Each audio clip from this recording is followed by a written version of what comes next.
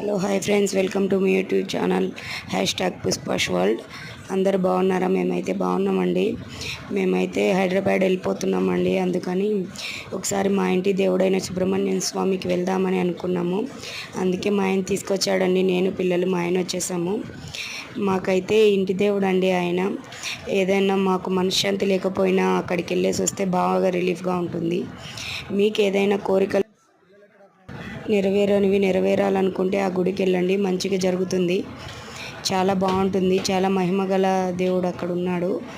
చాలా అభివృద్ధి చెందిందండి. ఇంకా చాలా బాగుంటుంది ఆ ప్లేస్ కూడా. దేవుని దర్శించుకుంటే చాలా ప్రశాంతంగా ఉంటుందండి. ఎంతైనా గుడికి వెళ్తే ఆ ప్రశాంతతే వేరు కదండి. చూడండి, ఈరోజు అయితే జనాలు చాలా ఎక్కువ వచ్చారండి. నేను ఎప్పుడు చూడలేదు ఇంత జనాల రద్దీ. క్యూ అయితే మరీ ఎక్కువగా ఉందండోయ్. పిల్లలతో చాలా కష్టమైపోయింది తెలుసా. మా ఆయన ఒకరిని నేను ఒకరిని క్యూలో మోసుకుంటూ వెళ్ళిపోయామండి.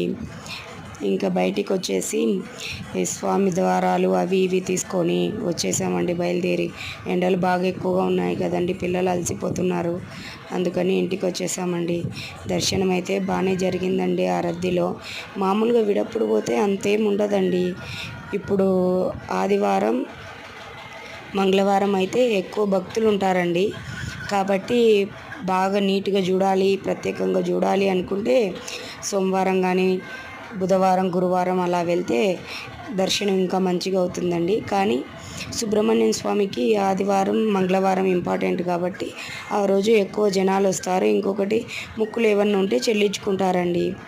చాలా బాగుంటుందండి. మీరు ఏదైనా మీ ఇంట్లో ఏదైనా సమస్య ఉన్నా ఒకసారి అక్కడికి వెళ్ళి దర్శనం చేసుకొని రండి. మళ్ళీ వెళ్ళేసరికి మీ సమస్యలన్నీ తీరిపోతాయి. చాలా మహిమగల సుబ్రహ్మణ్యేశ్వర స్వామి. ఇది వచ్చేసి నంద్యాల జిల్లా కొత్తూరు సుబ్రాయుడు అండి. ఎవరైనా చెప్తారు, రాయలసీమలో ఫేమస్ దేవుడు. Good bye friend.